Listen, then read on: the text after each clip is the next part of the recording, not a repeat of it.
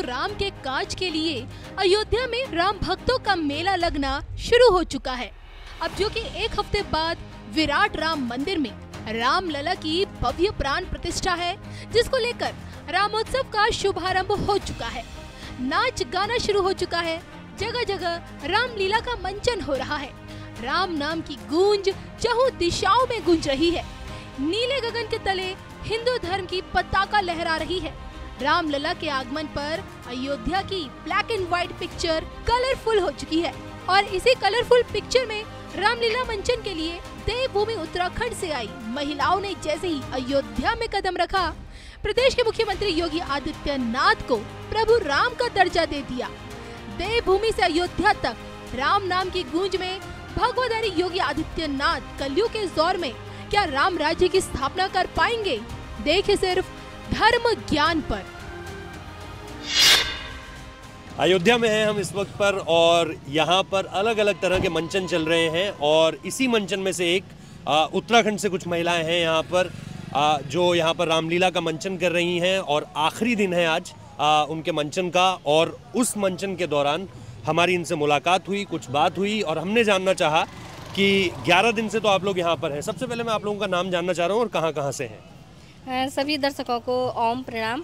मैं मीना राणा रुद्रप्रयाग से हूँ और हम लोग यहाँ पे रामलीला के लिए आए हुए हैं और हम लोगों को यहाँ पे हमारी पूरी टीम को यहाँ पे 11वां दिन है। आज हमारा राज तिलक होगा और उत्तराखंड से कम 500 भाई बहन यहाँ पे आए हुए हैं हमारी टीम से और हमें बहुत ही अच्छा लग रहा है। यहाँ पे जो राम राज्य है तो हकीकत में यहाँ पे हमें वो देखने को मिल रहा है। आपका क्या नाम है?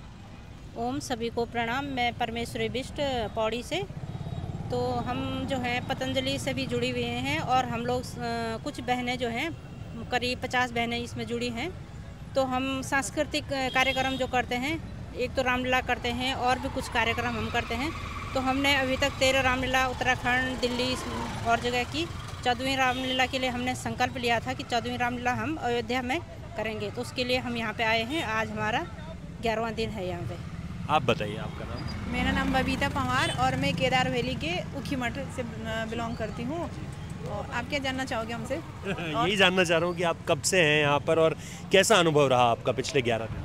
हमारा यहाँ पे बहुत अच्छा अनुभव रहा और खासकर मैं कहूँगी जो माननीय योगी जी है ना, उनका जो आए ना रामलीला में, उनके जो दिव्य दर्शन हमें हुए वो हमारे लिए बहुत ही अविश्वसनीय है। वो भी कोटद्वार से है, कुछ तो उनका भी बनता है हमारी तरफ।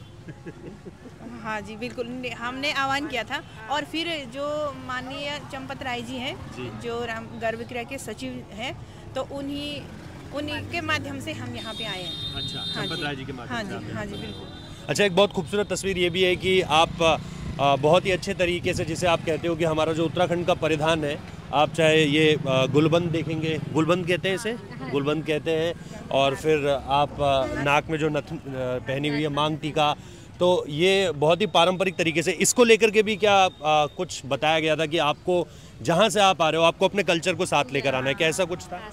हाँ सर, एक्चुअली हम लोग क्या करते हैं कि हम जो हमारी संस्कृति धीरे धीरे लुप्त हो रही है और लोग मॉडर्न की तरफ बढ़ रहे हैं, तो हमारा ये भी है कि हमें अभी हम यहाँ पे जितने दिन भी हम यहाँ पे रहे, जहाँ भी घूमने निकलते हैं तो हम इसी परिधान में निकलते हैं। तो हमें बहुत ही अच्छा लगता है कि हम अपनी संस्कृति को भी बचा रहे हैं एक तरफ से। जैसे हम लोग माधव सिंह भंडारी हो गया, फिर मांगल की, तो शादी में मांगल भी बिल्कुल विलुप्त हो गया था, तो हम उन चीज़ों को भी करते हैं। फिर जो हमारे साथ बेरोजगार बहनें हैं उनको एक रोजगार भी मिल जाता है। होली का गणेशा भी गाया आप लोगों ने? हाँ जी। और किस तरह के खान पान भी क्या उसी तरीके से था क्या?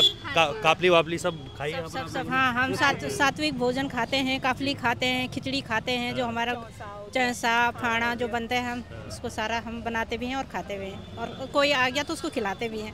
अब 22 तारीख तक यहीं पर हो या आपको निकलना है वापस? अभी हमको कल यहाँ से काशी निकलना है। हमारा 3 दिन का प्रोग्राम वहाँ पे भी है, वो तो काशी में हम 19 तारीख तक काशी में हैं। अच्छा, और फिर उसके बाद किस तरीके से ये आप लोगों की जो रामलीलाएं ये चलती रहती हैं लगातार? क्योंकि आप लोग खुद ऐसी जगह से हो जहाँ पे मतलब ऊखीमठ तो ऐसी जगह है जहाँ पर सर्दियों शीतकालीन जो वक्त होता है उसमें भगवान केदारनाथ की डोली वहाँ पर रहती है, तो उसके बाद क्या इसी तरह के सारे कार्यक्रम रहते हैं? हाँ जी, हमारे कार्यक्रम तो होते हैं। सबसे पहले तो मैं बताना चाहूँगी, हम सभी बहनें योग से जुड़ी हैं। अच्छा। और सबसे बड़ी बात है, हम कुमाऊं और गढ़वाल दोनों क्षेत्र की बहनें हैं, हाँ। आपस में मिली हैं। जैसे पहले कहते थे ना कि दोनों कुमाऊं और गढ़वाल कभी एक नहीं हो सकते, लेकिन वो रूढ़िवादी को भी हमने तोड़ा है।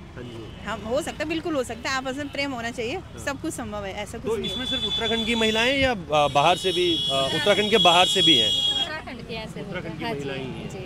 चलिए, बहुत बहुत शुक्रिया। मैं आपको ज़्यादा देर यहाँ पे इंतज़ार नहीं करवाऊंगा और आपको बहुत शुभकामनाएं देता हूँ, और इसी तरीके से आप राज्य का और देश का नाम और हमारी परंपरा को आगे बढ़ाते रहिए। धन्यवाद। सर, मैं आपके चैनल से एक और बात को कहना चाहूँगी। हम लोग क्या करते हैं, गांव-गांव जाकर योगा क्लासेस जो करते हैं और लोगों को निरोग बनाने का हमने एक संकल्प किया है, और भारत के जन जन तक योग का पहुंचाने का कार्यक्रम हमारा है, और हम इसमें जरूर सफल होंगे। जय श्री राम। आप कुछ कहना चाहेंगे जाते जाते? हाँ, ये है योग का मकसद भी इसमें है कि जगह जगह लोगों को योग कराना, मतलब सांस्कृतिक कार्यक्रम करने का मेन मकसद हमारा ये है, क्योंकि खाली योग कराने के लिए हम अगर किसी को बोलते हैं तो नहीं आते हैं। इसलिए हमें सांस्कृतिक कार्यक्रम करके और लोगों को इकट्ठा करके उनको योग के माध्यम से आगे संदेश भेजते। फिर जी, आप कुछ कहना चाहेंगे?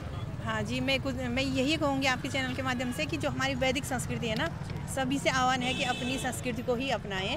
जो अभी जैसे आयुर्वेद है, आयुर्वेद की मैं बात करूँगी तो वो बहुत पुराना है ना, लेकिन अभी लोग नहीं जा रहे थे उस तरफ, लेकिन आयुर्वेद में वो शक्ति है कि जो एलोपैथ में भी नहीं है।